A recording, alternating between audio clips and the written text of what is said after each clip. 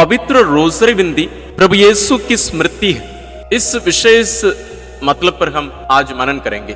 प्रभु यीशु उनकी स्मृति में वास्तव में एक ही कार्य करने के लिए कहे, जिसके बारे में हम संत लूकास रचित सुसमाचार अध्याय 22 पद संख्या 19 में पढ़ते हैं। उन्होंने रोटी ली और धन्यवाद की प्रार्थना पढ़ने के बाद उसे तोड़ा और यह कहते हुए शिष्यों को दिया, यह मेरा शरीर है जो तुम्हारे लिए दिया जा रहा है, यह मेरी स्मृति में किया करो। ये प्रभु यीशु पवित्र यूकरिस्त की स्थापना करके अपने प्रेरितों को आदेश दिए, यह मेरी स्मृति में किया करो। पवित्र बाइबल में बहुत सारे अन्य आदेश दिए गए हैं, लेकिन प्रभु यीशु इन शब्दों को नहीं जोड़ते हैं, मेरी स्मृति में। ये कुछ विशेष है।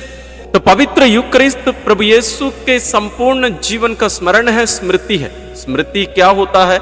पवित्र बाइबल के अनुसार इन सब के बारे में हम बहुत गहराई से मनन किए हैं। बहुत सारे वीडियोस हैं हमारे चैनल में पवित्र यूकरिस्त के ऊपर, आप उनको देखकर समझिएगा। पवित्र बाइबल के अनुसार या यहूदी धर्म के अनुसार या उनकी भाषा के अनुसार, इब्रानी भाषा के अनुसार, स्मृति जब वो ईश्वर के कार्य के लिए प्रयोग किया जाता है, उसका मतलब है कि जो घटना हजारों साल पहले घटित हुई उनको वर्तमान बनाना। ये केवल मन में स्मरण करना नहीं है। पवित्र यूकरिस्त उस संदर्भ में एक स्मृति है। लेकिन हम आज मनन कर रहे हैं कि पवित्र रोज़री बिंदी कैसे प्रभु यीशु की एक स्मृति है। हम जानते हैं कि पवित्र रोज़री बिंदी पूर्ण रूप से पवित्र बाइबल है। हम विशेष रूप से कहें तो ये नया विधान है। प्रभु यीशु के आगमन से लेकर उनके स्वर्गारोहण और उसके बाद हमारे साथ क्या होने वाला है, उसकी एक पूर्वाभास हम मां मरियम के जीवन में हम देखते हैं कि झलक हमें दिखाया जाता है कि हमारा क्या होगा हमारी मृत्यु के बाद। ये पूर्ण रूप से प्रभु यीशु का जीवन है। इन रहस्यों को, इन घटनाओं को 4 खंड में बांट कर रखा गया है। आनंद के भेद में हम उनके बाल्यावस्था, ज्योति के भेद में उनके मिशन कार्य, उनकी शिक्षा, उनके कार्य, चमत्कार, इन सब पर मनन करते हैं। दुख के भेद में हम प्रभु यीशु के दुख भोग और मृत्यु पर मनन करते हैं। और आखिरी में महिमा के भेद में हम प्रभु यीशु के पुनरुत्थान और उनकी महिमा और उसका फल हमें कैसे मिलने वाला है, उन पर हम मनन करते हैं। ये मनन करने का मतलब एक स्मृति, हम इन घटनाओं को याद करते हैं और उनमें हम प्रवेश करने की कोशिश करते हैं और इन सबसे बढ़कर प्रभु यीशु की यादगारी मना रहे हैं। इसलिए पवित्र यूकरिस्त के बाद क्रिस्तियों की सबसे प्यारी एक प्रार्थना है पवित्र रोज़री बिंदी। संत लोगों के एक सामान्य भक्ति कार्य ये रहा करता था, जरूर वे रोज़री बिंदी करते थे और विशेष रूप से प्रभु यीशु के दुखों पर मनन करते हुए वे प्रार्थना करते थे। और प्रभु यीशु भी वही चाहते। एक धन्य रही, उनका नाम है धन्य एंजेला। वे प्रभु यीशु के पास जाकर पूछे प्रार्थना में कि प्रभु, आपको कलीसिया का कौन सा भक्ति कार्य सबसे ज्यादा प्रिय है, जिसको करने के द्वारा मैं आपको सबसे ज्यादा आनंद और खुशी दूं। और प्रभु यीशु कहे कि मेरे दुख भोग, यानी वे बताए पवित्र यूकरिस्त, क्योंकि वहां हम प्रभु यीशु के प्रेम का अनुभव कर रहे हैं, हम उनके साथ एक हो जाते हैं। उसके संबंधित है क्रूस का रास्ता भी कह सकते हैं और विशेष रूप से पवित्र रोज़री बिंदी, क्योंकि यहाँ हम मनन कर रहे हैं, उसकी स्मृति मना रहे हैं। उन घटनाओं में हम दोबारा प्रवेश करके हम प्रभु यीशु के प्रेम को वहां अनुभव करने की कोशिश कर रहे हैं। सबसे ज्यादा एक दुख एक माता पिता को क्या हो सकता है, आपको मालूम? या कोई प्यार करने वाले व्यक्ति के लिए सबसे ज्यादा दुख क्या हो सकता है? ये नहीं है कि दूसरा व्यक्ति उनसे प्यार नहीं कर रहा है, जरूर वो भी दुख है, उससे बढ़कर एक दुख है। तो पता है क्या है?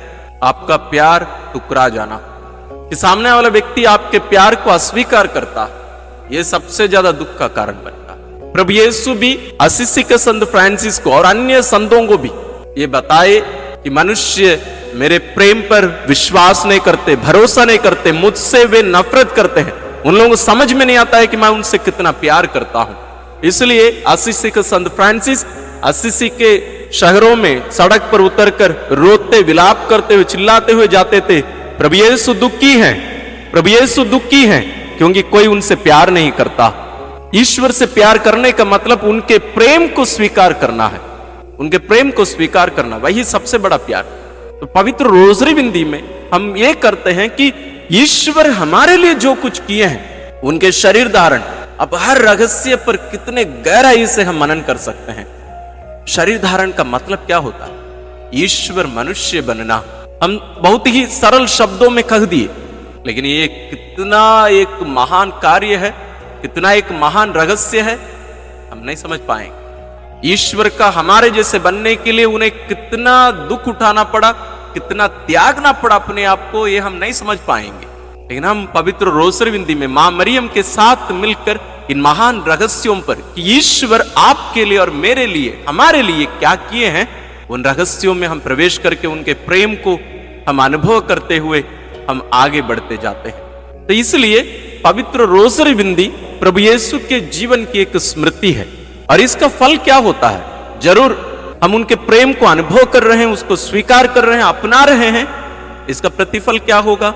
यदि हम पापी हैं, यदि हम अंधेरे में पड़े हुए हैं, तो हम उससे उबर कर, उससे उठकर हम बाहर निकलें, क्योंकि हमें पता चलेगा कि मैं कमजोर नहीं हूं। जरूर अपने आप में मैं पापी हूं, कमजोर हूं, लेकिन ईश्वरीय इस प्रेम को अनुभव करके मुझे लगेगा कि मैं जैसे सोचता था अपने बारे में, मैं वैसा नहीं हूं।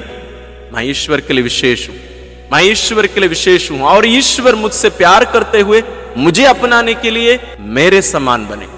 वे पापी बने, वे स्वयं पाप नहीं किए, लेकिन मेरे पाप को अपने ऊपर उठाकर वे स्वयं पापी बन गए।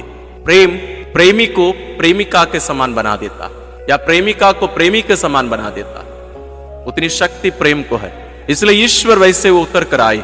और अब जब हम उस प्रेम को अनुभव करके उसकी स्मृति मनाते हैं, विशेष रूप से पवित्र यूकरिस्त में जरूर, और पवित्र रोजरी बिंदी में जब कभी हमें चाहिए हम कर सकते हैं।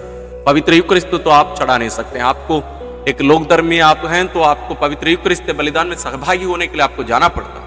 लेकिन पवित्र रोजरी बिंदी जब आप चाहे आप बैठकर शुरू कर सकते हैं। इसलिए ये महान स्मृति है। हम इसको पूर्ण रूप से समझकर हम इस महान रहस्य पर प्रवेश करके बहुत ज्यादा भक्ति प्रेम के साथ हम ईश्वर की स्मृति मनाएं, और उस प्रेम में पागल होकर हम भी ईश्वर को एक दूसरे को प्यार करने की कृपा मांगते हुए हम रोजरी बिंदी करते हैं। विशेष आशीष के लिए सिर झुकाए। प्रभु आप लोगों के साथ हो और आपकी आत्मा के साथ। सर्वशक्तिमान ईश्वर पिता और पुत्र और पवित्र आत्मा का आशीर्वाद आप लोगों पर उतरे और सदा बना रहे। आमीन।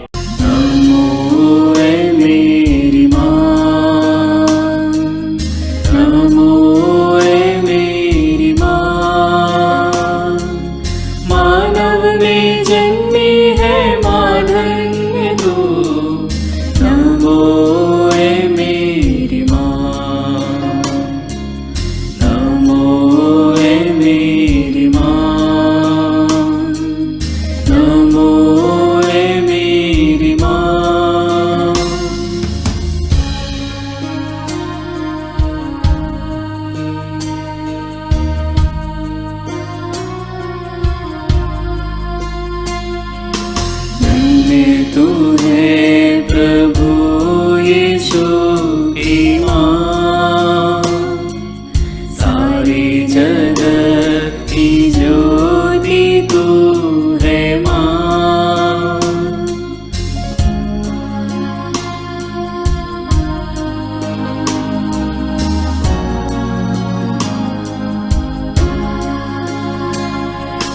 धन्य तू है प्रभु यीशु की मां, सारी जगत की ज्योति तू है मां। तेरी महिमा